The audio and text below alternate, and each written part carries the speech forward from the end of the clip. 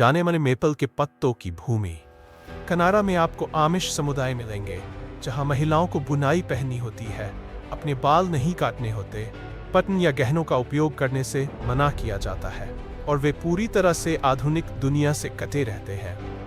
यहाँ इसे मेहमान नवाजी के लिए एक बिल्कुल नए अर्थ के रूप में जाना जाता है। आप एक इनुइट परिवार का दौरा कर सकते हैं और मेजबान की पत्नी के साथ पूरी रात मस्ती करने के लिए आमंत्रित हो सकते हैं, जिसे आप मना नहीं कर सकते। क्या आपने कभी सील के पंजों से टैक्स चुकाने के बारे में सुना है? न्यूफाउंडलैंड और लैब्राडोर के दूरदराज के इलाकों में ये कोई मिथक नहीं, बल्कि एक अजीब वास्तविकता है। इस वीडियो को मत छोड़िए, क्योंकि हम वादा करते हैं कि इसमें सब कुछ आपको हैरान कर देगा। मेपल के पत्तों की भूमि में आपका स्वागत है, जो पृथ्वी पर दूसरा सबसे बड़ा देश है। ये आर्कटिक सर्कल से लेकर इसके दक्षिणी सीमा के जीवंत शहरों तक फैला हुआ है। कनारा विशाल है। वास्तव में ये इतना बड़ा है कि यदि आप पश्चिमी तट पर वैंकूवर से पूर्वी तट पर सेंट जॉन्स तक ड्राइव करना चाहते हैं, तो आपको लगभग एक सप्ताह सड़क पर बिताना पड़ेगा, यदि आप बिना रुके ड्राइव करें। फिर भी इसके विशाल आकार के बावजूद कनारा की जनसंख्या अपेक्षाकृत छोटी है। कनारा लगभग 10 मिलियन वर्ग किलोमीटर में फैला हुआ है, इतना बड़ा कि इसमें कई दक्षिण अमेरिकी देशों जैसे ब्राजील और मेक्सिको को समाहित किया जा सकता है। यह स्थिति कनारा को ग्रह का दूसरा सबसे बड़ा देश बनाती है, रूस के बाद। इसके विशाल आकार के बावजूद इसकी अनुमानित जनसंख्या केवल लगभग 38 मिलियन है, जिससे इसकी जनसंख्या घनत्व दुनिया में सबसे कम है। लेकिन दृश्य, चाहे आप कठोर रॉकी पर्वत में ट्रेकिंग कर रहे हों या कनारा के अनगिनत राष्ट्रीय उद्यानों में एक क्रिस्टल क्लियर झील पर पैडलिंग कर रहे हों, देश की प्राकृतिक सुंदरता अंतहीन लगती है। वास्तव में कनारा दुनिया के ताजे पानी के भंडार का लगभग 20% रखता है, और यहाँ किसी अन्य देश की तुलना में अधिक झीलें हैं। कनारा के उत्तरी हिस्से में, जहाँ बर्फीली एक्सपेंसेस हैं, आपको इनुइट लोग मिलेंगे, जो दुनिया की सबसे दिलचस्प और लचीली संस्कृतियों में से एक है। अपने कठोर वातावरण से आकार लेते हुए वे प्रकृति और आध्यात्मिकता दोनों से गहराई से जुड़े हुए हैं। इनुइट संस्कृति का एक सबसे दिलचस्प पहलू उनकी मेहमान नवाजी का दृष्टिकोण है, एक ऐसा सिद्धांत जो आर्कटिक में बिल्कुल नए अर्थ में आता है। जब किसी मेहमान का स्वागत किया जाता है, तो अनुभव केवल एक गर्म भोजन या सोने के लिए बिस्तर से परे चला जाता है। कुछ मामलों में मेजबान अपनी पत्नी के साथ मजेदार रात बिताने का प्रस्ताव भी दे सकता है, जो मेहमाननवाजी का एक इशारा है। यह उन लोगों के लिए एक झटका हो सकता है जो इसकी उम्मीद नहीं कर रहे हैं, खासकर अगर वे एक जोड़े के रूप में आ रहे हैं। इस तरह की मेहमाननवाजी को मना करना मुश्किल हो सकता है, क्योंकि इस इशारे को कभी-कभी असम्मान का संकेत माना जा सकता है। इनुइट संस्कृति में जबकि पति प्रस्ताव दे सकता है, आमतौर पर अंतिम निर्णय महिला का होता है। ये कार्य केवल एक लेन देन नहीं है, बल्कि एक विशेषाधिकार है, जिसका उद्देश्य मेहमान का सम्मान करना और उसे समुदाय में स्वागत करना है। ये मेहमान नवाजी उनकी आध्यात्मिकता से निकटता से जुड़ी हुई है। इनुइट न केवल नए मेहमानों के प्रति खुले होते हैं, बल्कि प्रेमियों के आदान प्रदान के अनुष्ठान भी करते हैं, हमेशा धार्मिक उद्देश्यों के लिए और अपने शमन, जिसे अंगाकुक कहा जाता है, की जानकारी के साथ। इनुइट संस्कृति में अंगाकुक एक महत्वपूर्ण आध्यात्मिक आंकड़ा है, जो मानव दुनिया और आत्मा की दुनिया के बीच मध्यस्थ के रूप में कार्य करता है। क्या आप अपने मेजबान की पत्नी के साथ मजेदार रात बिताना चाहेंगे? अपने विचार नीचे टिप्पणियों में साझा करें। अब चलिए आमिशों की दिलचस्प दुनिया में चलते हैं, एक ऐसा समुदाय जो समय के कैप्सूल की तरह लगता है, जो तेज तर्रार आधुनिक दुनिया से अलग रहता है।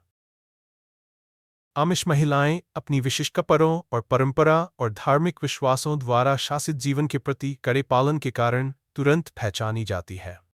उनके कपड़े केवल एक फैशन स्टेटमेंट नहीं है, बल्कि उनके विनम्रता और विनम्रता के मूल्यों का गहरा प्रतिबिंब है। एक ऐसा संसार जहां उपस्थिति किसी बयान देने के बारे में नहीं है, बल्कि समुदाय में घुलने और अपने विश्वास के प्रति समर्पण दिखाने के बारे में है। आमिश महिलाएं आमतौर पर लंबे सरल कपड़े पहनती है जो अक्सर गहरे रंगों जैसे नेवी, काले या भूरे रंग में होते हैं, बिना किसी पैटर्न या सजावट के। उन्हें अपने हाथों को ढकना होता है, जो विनम्रता का प्रतीक है, और उनके लंबे बाल, जिन्हें कभी नहीं काटा जाता, एक बुनाई या टोपी के नीचे छिपते हैं। यह सिर का ढकना उनके धार्मिक प्राधिकरण और उनके पारिवारिक ढांचे के प्रति समर्पण का प्रतीक है, जो आमिश जीवन का एक प्रमुख स्तंभ है। उनके कपड़ों के प्रतिबंधों में और भी बहुत कुछ है जो आपको आश्चर्यचकित कर सकता है। उदाहरण के लिए, आमिश बटन का उपयोग करने से अक्सर बचते हैं। बटन का उपयोग करने के बजाय, जो सैन्यीकरण और आधुनिकता से जुड़ा होता है, वे अपने कपड़ों को फैस्टनिंग करने के लिए हुक और आंखों का विकल्प चुनते हैं। लेकिन ये केवल कपड़ों के बारे में नहीं है। जन्म से ही उनसे आज्ञाकारिता का मार्ग अपनाने की अपेक्षा की जाती है, पहले अपने पिता के प्रति और बाद में अपने पति के प्रति जब वे शादी कर लेते हैं। उनका दैनिक जीवन घर को बनाए रखने, बच्चों को पालने और अपने परिवारों का समर्थन करने के चारों ओर घूमता है। आमिश अपने विश्वास की व्याख्या बहुत रूढ़िवादी तरीके से करते हैं, ये मानते हुए कि ये लिंग भूमिकाएं उनके लिए भगवान की योजना का हिस्सा हैं। आधुनिक दुनिया से अलग रहने का निर्णय, जैसे कि बिजली, कारों और यहाँ तक कि टेलीफोन से बचना, उनके विश्वास में निहित है कि बाहरी दुनिया में ऐसे प्रलोभन हैं जो उन्हें भगवान से दूर ले जा सकते हैं। आमिश महिलाओं द्वारा पहने जाने वाले साधारण कपड़े, बिना किसी गहनों या मेकअप के, केवल विनम्रता का एक रूप नहीं है, बल्कि वैनिटी से बचने के लिए एक सचेत प्रयास भी है। तो आप क्या सोचते हैं? क्या आप आमिशों के बीच रह सकते हैं, जहां प्रौद्योगिकी को छोड़ दिया गया है और जीवन विश्वास और परिवार के चारों ओर घूमता है? हमें नीचे टिप्पणियों में आपके विचार सुनना पसंद होगा। कनाडा एक ऐसा देश जो अपनी विनम्रता के लिए जाना जाता है, कुछ दिलचस्प और अजीब कानूनों को भी छुपाए हुए है जो आपको सोचने पर मजबूर कर सकते हैं। सबसे अजीब टैक्स कानूनों में से एक न्यूफाउंडलैंड और लैब्राडोर से आता है, जो अपने रगड कोस्टलाइन, वाइल्ड टेरेन और आर्कटिक परंपराओं के गहरे संबंध के लिए जाना जाता है। अतीत में यदि आप यहाँ रहते थे, तो आप हमेशा अपने टैक्स पैसे से नहीं चुकाते थे। विश्वास करें या नहीं, सील के पंजे कभी टैक्स भुगतान का एक स्वीकृत रूप थे। ये अनोखी परंपरा क्षेत्र की ऐतिहासिक निर्भरता पर आधारित है। सील उत्पाद स्थानीय अर्थव्यवस्था के लिए महत्वपूर्ण थे। सील की कटाई न्यूफाउंडलैंड और लैब्राडोर में रहने वाले कई लोगों के लिए जीवन का एक हिस्सा बनी हुई है, विशेष रूप से तटीय और स्वदेशी समुदायों में। आजकल आप किसी को भी सील के पंजों से टैक्स चुकाते हुए नहीं देखेंगे, लेकिन यह अजीब सा इतिहास स्थानीय संस्कृति में जीवित है। अपने अजीब टैक्स कानूनों के अलावा, कनाडा में स्नोई क्षेत्रों से संबंधित कुछ अनोखे नियम भी हैं, जैसे कि कुत्ते की स्लेजिंग। दूर उत्तर में कुत्ते की स्लेजिंग केवल एक खेल नहीं है, ये जीवन का एक महत्वपूर्ण हिस्सा है। सदियों से स्लेज कुत्ते परिवहन और बर्फीले परिदृश्यों में इकट्ठा करने के लिए आवश्यक रहे हैं, और आज भी यह परंपरा यूकॉन और नूनावुत जैसे क्षेत्रों में गहराई से निहित है। स्लेज कुत्ते विभिन्न नस्लों में आते हैं, जिनमें साइबेरियन हस्की सबसे सामान्य होती है। ये हस्की भेड़ियों के साथ शारीरिक विशेषताओं को साझा करते हैं, क्योंकि वे दोनों सामान्य पूर्वजों से उत्पन्न हुए हैं।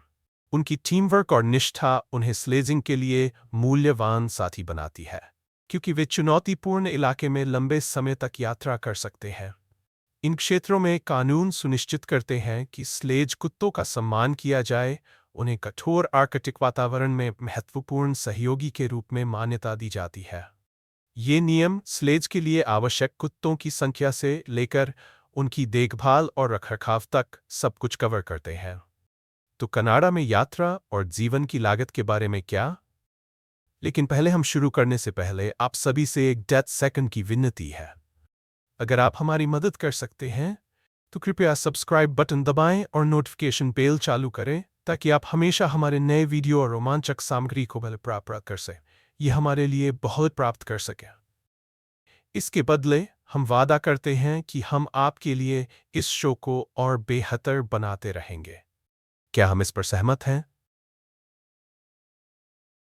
पहले की बात, कनाडा की यात्रा करना अपेक्षाकृत सीधा है, विशेष रूप से यदि आप अमेरिका या यूरोप से यात्रा कर रहे हैं। टोरंटो, वैंकूवर, मॉन्ट्रियल और कैलगरी जैसे प्रमुख शहरों तक पहुंचना आसान है। अमेरिका से प्रतिस्पर्धात्मक कीमतों पर कई सीधी उड़ानें उपलब्ध हैं, जो प्रमुख और बजट एयरलाइनों द्वारा प्रदान की जाती हैं। कॉफ़ी प्रेमियों के लिए चिंता करने की कोई बात नहीं है। कनाडा में एक कप कॉफ़ी की कीमत आमतौर पर 2 से 3 अमेरिकी डॉलर के बीच होती है, जो न्यूयॉर्क या लॉस एंजेलिस जैसे शहरों में कीमतों के समान है। बाहर खाने में विविधता की कोई कमी नहीं है, उच्च श्रेणी के रेस्तरां से लेकर अधिक सस्ती विकल्पों तक। एक मध्य श्रेणी का भोजन प्रति व्यक्ति लगभग 15 से 30 डॉलर का खर्च करेगा, जबकि टोरंटो, मॉन्ट्रियल और वैंकूवर जैसे शहरों में अंतर्राष्ट्रीय व्यंजन आसानी से उपलब्ध है। यदि आपका बजट तंग है, तो स्ट्रीट फूड और फास्ट कैजुअल डाइनिंग आपको 10 डॉलर से कम में भोजन प्रदान कर सकती है। आवास की कीमतें स्थान के अनुसार भिन्न होती हैं। टोरंटो और वैंकूवर जैसे शहरों में मध्य श्रेणी के होटल प्रति रात 100 से 150 डॉलर के बीच होते हैं। छोटे शहरों और अधिक दूरदराज के क्षेत्रों में यदि आप बुनियादी सुविधाओं के साथ ठीक हैं, तो सस्ते विकल्प मिल सकते हैं। अधिक साहसी और बजट के अनुकूल अनुभव के लिए राष्ट्रीय उद्यानों में कैंपिंग करना कनाडा की शानदार प्राकृतिक सुंदरता का आनंद लेने का एक शानदार तरीका है। प्रकृति कनाडा का सबसे बड़ा आकर्षण है और यह मुफ्त है। चाहे आप रॉकी पर्वत में ट्रेकिंग कर रहे हो, क्रिस्टल क्लियर झीलों पर कयाकिंग कर रहे हो या विशाल प्रेयरी का अन्वेषण कर रहे हो, आप इन प्राकृतिक चमत्कारों का आनंद बहुत कम या बिना किसी लागत के ले सकते हैं। कई राष्ट्रीय उद्यानों में प्रवेश शुल्क कम होते हैं ताकि आप बहुत अधिक खर्च किए बिना आश्चर्यजनक परिदृश्यों का अनुभव कर सकें। बड़े शहरों में सार्वजनिक परिवहन सस्ता और विश्वसनीय है, जैसे टोरंटो और मॉन्ट्रियल में दैनिक या साप्ताहिक पास उपलब्ध है। देश भर में लंबी यात्राओं के लिए VIA रेल पर विचार करें, जो कनाडा की राष्ट्रीय ट्रेन सेवा है। हालांकि यह सबसे तेज विकल्प नहीं है, लेकिन इसके दृश्य मार्ग एक यादगार यात्रा बनाते हैं। कनाडा में कई मुफ्त या कम लागत वाली सांस्कृतिक आकर्षण भी हैं, जैसे कि संग्रहालय और सार्वजनिक कार्यक्रम, विशेष रूप से गर्मियों में। उदाहरण के लिए, मॉन्ट्रियल गर्मियों के महीनों में कई मुफ्त त्योहारों और स्ट्रीट परफॉर्मेंस की मेजबानी करता है, जिससे आप स्थानीय संस्कृति का अनुभव कर सकते हैं बिना अधिक खर्च किए। जब आप कनाडा के दूर उत्तरी क्षेत्रों की कल्पना करते हैं, जहां बर्फ कभी नहीं पिघलती और बर्फीले हवाएं टुंड्रा में चलती हैं, तो उन स्वदेशी लोगों की याद आती है जिन्होंने सदियों से इस बर्फीले परिदृश्य को अपना घर बनाया है। ऐतिहासिक रूप से एस्किमो के रूप में संदर्भित ये शब्द अब पुराना माना जाता है। आज इन क्षेत्रों के स्वदेशी लोग, विशेष रूप से कनाडा और ग्रीनलैंड में, अपने सही नाम इनुइट, जिसका अर्थ है लोग या सच्चे लोग अपनी भाषा इनुक्टिक में, से जाने जाते हैं। ये नाम उनकी मजबूत पहचान और भूमि, समुद्र और बर्फ के साथ संबंध को दर्शाता है। इनुइट एक दिलचस्प स्वदेशी समूह है जिन्होंने आर्कटिक के कठोर वातावरण में हजारों वर्षों तक जीवन यापन किया है। उनकी जीविका उनके चारों ओर की गहरी समझ पर निर्भर करती है, जहां सील, व्हेल और कारिबू का शिकार करना केवल परंपरा नहीं है, यह आवश्यक है। इनुइट ने अद्भुत कौशल विकसित किए हैं, जैसे कि इग्लू बनाना और बर्फ में मछली पकड़ना, एक ऐसी संस्कृति बनाना जो प्रकृति के साथ गहराई से इंटरट्वाइंड है। इनुइट महिलाएं परिवार जीवन और समुदाय में महत्वपूर्ण भूमिकाएं निभाती हैं। वे जानवरों की खाल को कपड़े के लिए तैयार करती हैं, खाना बनाती हैं और बच्चों को पालती हैं।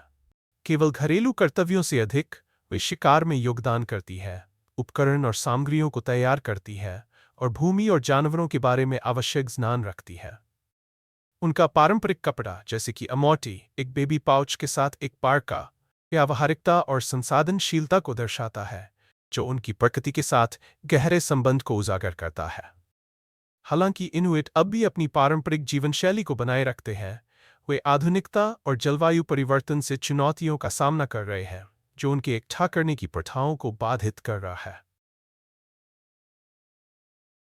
एक ऐसे स्थान पर रहना जहां तापमान बहुत नीचे गिरता है और ज्यादातर वर्ष बर्फ जमीन को ढकती है, इनुइट के लिए ये घर है। पीढ़ियों के दौरान उन्होंने भूमि के साथ एक गहरा संबंध बनाया है, ये मानते हुए कि सभी जीवित चीजें आपस में जुड़ी हुई हैं।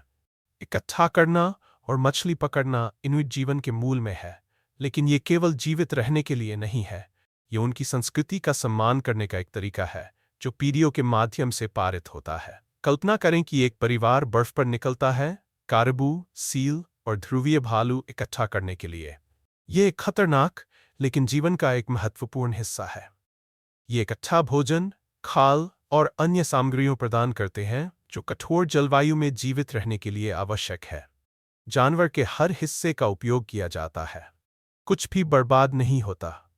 ये संसाधनशीलता उनके जानवरों के प्रति सम्मान को दर्शाती है, ये मानते हुए कि वे जीवन के संतुलन को बनाए रखने में महत्वपूर्ण है।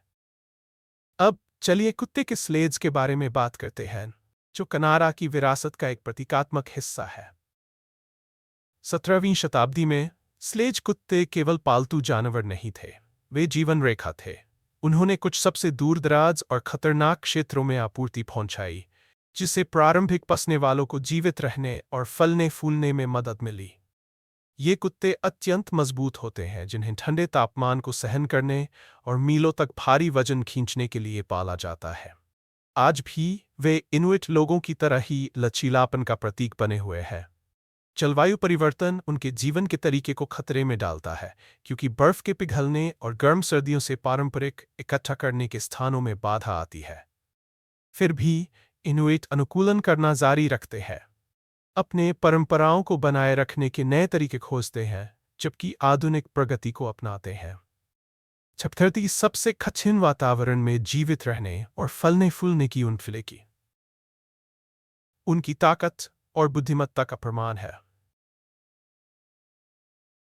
अब चलिए आमिशों के बारे में बात करते हैं, जो आज कनाडा में सबसे तेजी से बढ़ते समाजों में से एक है, जो अपने अद्वितीय विश्वासों और परंपराओं के लिए जाने जाते हैं। उनकी जड़ें 15वीं शताब्दी में यूरोप में फैली हुई है, जहां वे एक धार्मिक समूह के रूप में विकसित हुए, जो एक सरल, विश्वास आधारित जीवन शैली की लालसा रखते थे, मुख्यधारा के धार्मिक प्रथाओं से अलग रहते थे। उनके जीवन का तरीका एक कड़े नियमों के सेट द्वारा आकारित होता है, जिसे अर्डनुंग कहा जाता है, जो मुख्य रूप से बाइबल से लिया गया है, विशेष रूप से नए नियम से, जो उन्हें धर्मनिरपेक्ष प्रभावों से अलग रहने के लिए प्रोत्साहित करता है। आमिशों की सबसे प्रमुख विशेषताओं में से एक है उनका अहिंसा के प्रति प्रतिबद्धता। बाहरी कानूनी प्रणालियों पर निर्भर रहने के बजाय वे अपने समुदाय के न्यायालयों के भीतर विवादों को हल करते हैं, जो उन्हें आधुनिक दुनिया से अलग करता है। आमिशों ने उत्तरी अमेरिका, जिसमें कनाडा भी शामिल है, में बसना शुरू किया, एक ऐसा स्थान खोजने के लिए जो उनके मूल्यों का सम्मान और समर्थन करेगा। आज कनाडा, विशेष रूप से ओंटारियो, तेजी से बढ़ती आमिश जनसंख्या का घर है, जो आधुनिक प्रौद्योगिकी के बिना जीने की अपनी प्रतिबद्धता के लिए जाना जाता है। केवल ओंटारियो में हाल के वर्षों में आमिश जनसंख्या में काफी वृद्धि हुई है। कनाडा में लगभग 40,000 सदस्य है और यह समुदाय तेजी से बढ़ रहा है, क्योंकि उनकी जन्म दर लगभग 7 प्रति परिवार है। तुलना में औसत कनाडाई परिवार में 2 से कम बच्चे होते हैं। ये वृद्धि आमिशों को कनाडा में सबसे तेजी से बढ़ते समुदायों में से एक बनाती है। उनकी जीवन शैली में बिजली, सोशल मीडिया या यहाँ तक कि इंटरनेट के उपयोग की मनाही है। आमिश अपने पारंपरिक कृषि विधियों और आत्मनिर्भरता के लिए जाने जाते हैं, जो उन्हें आधुनिक अर्थव्यवस्था से बड़े पैमाने पर स्वतंत्र रहने की अनुमति देती है। फिर भी उनकी प्रतिबंधात्मक जीवन शैली के बावजूद आमिश युवाओं को एक अवधि का अनुभव होता है, जिसे रूमस्प्रिंगा कहा जाता है, जो आमतौर पर 16 से 20 वर्ष की आयु के बीच होती है, जहां उन्हें आधुनिक दुनिया का अन्वेषण करने की स्वतंत्रता होती है। इस संक्षिप्त आधुनिक जीवन का अनुभव प्रौद्योगिकी, गैर आमिश साथियों के साथ सामाजिककरण और अन्य वर्ल्डली अनुभवों के साथ उन्हें ये तय करने का मौका देता है कि क्या वे आमिश जीवन की ओर लौटेंगे।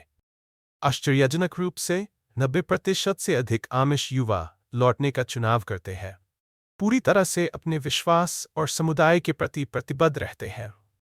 हालांकि आमिश समुदाय को छोड़ना बिना परिणामों के नहीं होता।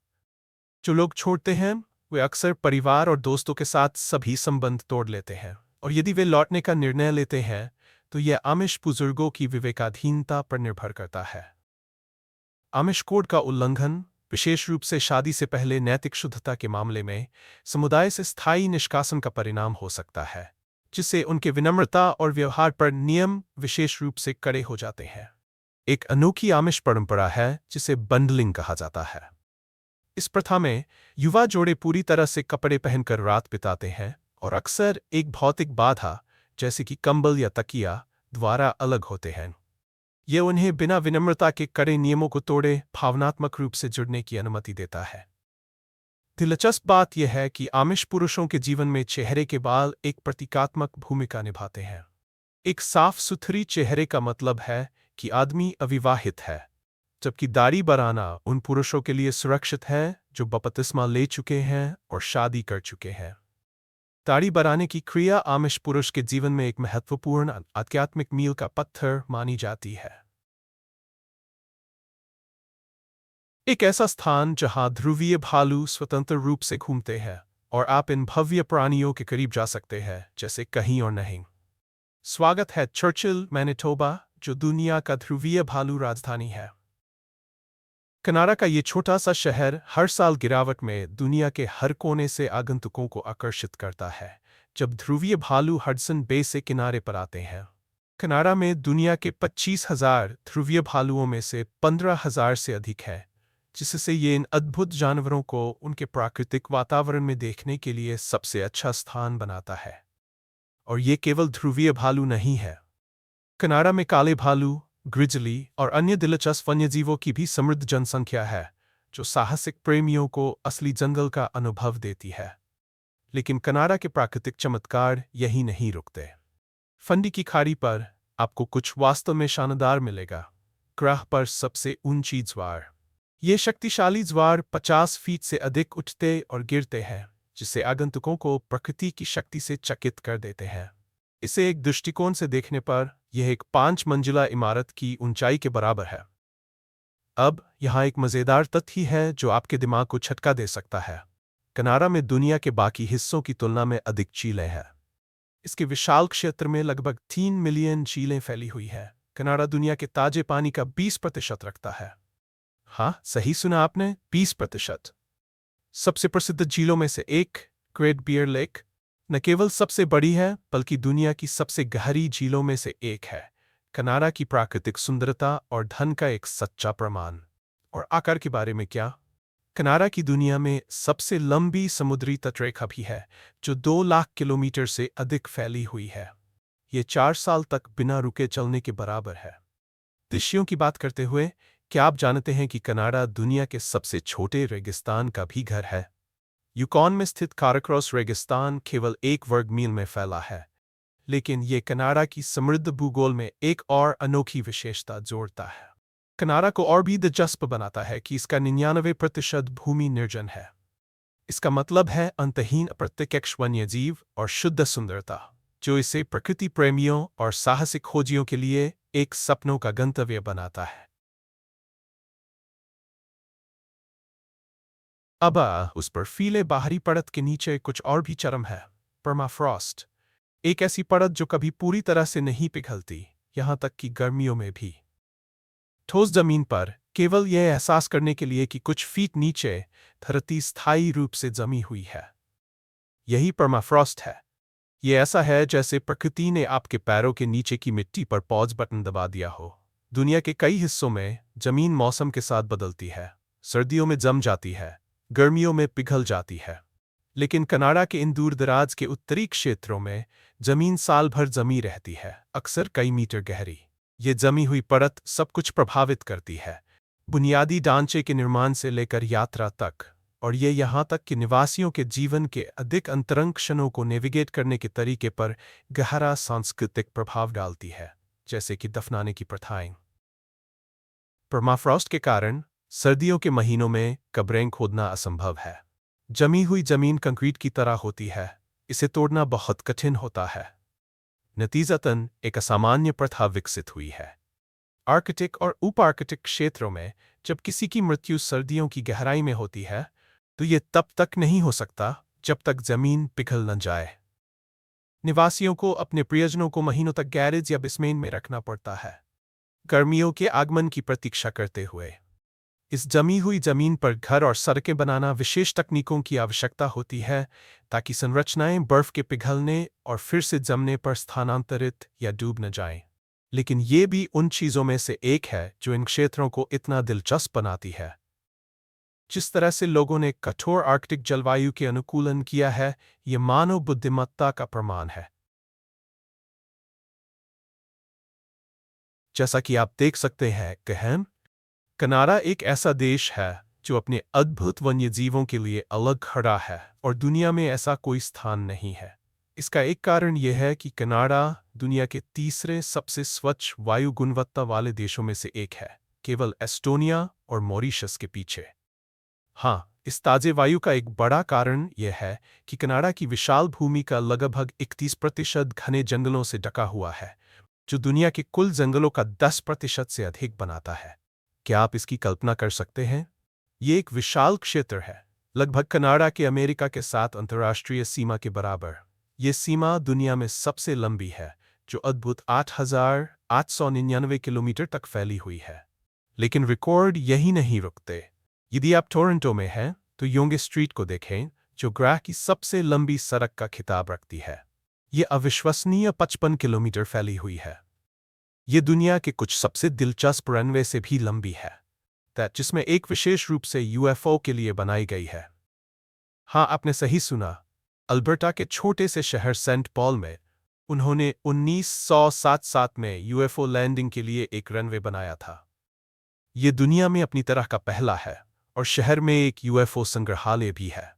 कौन जानता है कि क्या कोई विदेशी आगंतुक वहां कभी उतरा है, लेकिन यह अभी भी जांचने के लिए एक बहुत ही दिलचस्प स्थान है।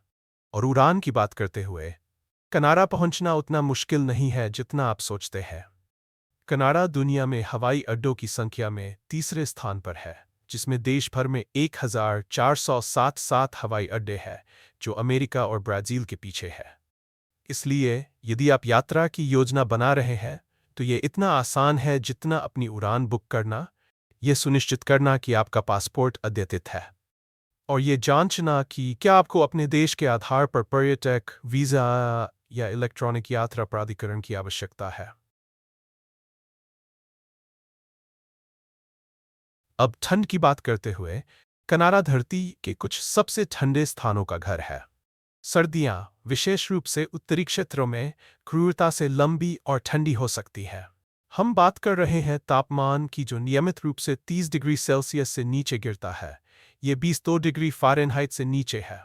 वास्तव में कनाडा के कुछ क्षेत्रों में बर्फ इतनी मोटी होती है कि ये कभी नहीं पिघलती, और यहाँ एक आश्चर्यजनक तथ्य है। कुछ उत्तरी समुदायों में जब किसी की मृत्यु सर्दियों के दिल में होती है, तो वे कब्र भी नहीं खोद सकते। जमीन बहुत जमी हुई है। कनाडा के पूरे उत्तरी गोलार्ध में सर्दियों के दौरान एक जमी हुई अद्भुतता में बदल जाता है। तापमान 40 डिग्री सेल्सियस से अधिक नीचे गिर सकता है। ये 40 डिग्री से भी ठंडा है। इसकी कल्पना करें। लेकिन चिंता न करें, यह सब बर्फ और बर्फ नहीं है। यदि आप कनाडा की यात्रा करने की सोच रहे हैं, तो गर्मियों में इसकी अपनी जादू है। ओंटारियो और ब्रिटिश कोलंबिया जैसे दक्षिणी प्रांतों में गर्मियों के तापमान 30 डिग्री सेल्सियस या 86 डिग्री फ़ारेनहाइट से ऊपर जा सकते हैं, जो आपको उत्तर की ठंड से एक ब्रेक देते हैं। और चलिए, हम कनाडा की हर मौसम में पेश की जाने वाली प्राकृतिक सुंदरता को न भूलें। 37 राष्ट्रीय उद्यानों और अनगिनत प्रकृति आरक्षित क्षेत्रों के साथ कनाडा अपनी प्राकृतिक परिदृश्य के 3 लाख वर्ग किलोमीटर से अधिक की रक्षा करता है। ये न्यू मैक्सिको राज्य के पूरे क्षेत्र से बड़ा है। ये पार्क न केवल कनाडा की अद्वितीय जैव विविधता को संरक्षित करते हैं, बल्कि ग्रिजली भालू, भेड़िए और कारिबू जैसे वन्यजीवों के लिए एक आश्रय भी प्रदान करते हैं, साथ ही 600 से अधिक विभिन्न पक्षी प्रजातियों के लिए भी। यदि आप ट्रेकिंग, कैंपिंग या केवल प्रकृति की सुंदरता का आनंद लेने में रुचि रखते हैं, तो कनाडा के पार्क अवश्य देखने योग्य है। आप बैनफ राष्ट्रीय उद्यान में रगिड पहाड़ों का अन्वेषण कर सकते हैं, या यूकॉन में शानदार उत्तरी रोशनी का अनुभव कर सकते हैं। बुकमार्क GF योग्य है।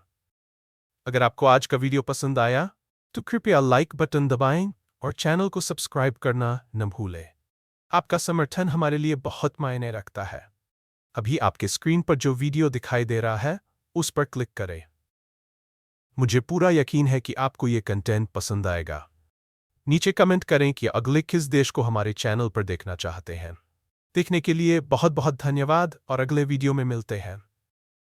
इस अद्भुत साहसिक कार्य में हमारे साथ शामिल होने के लिए धन्यवाद।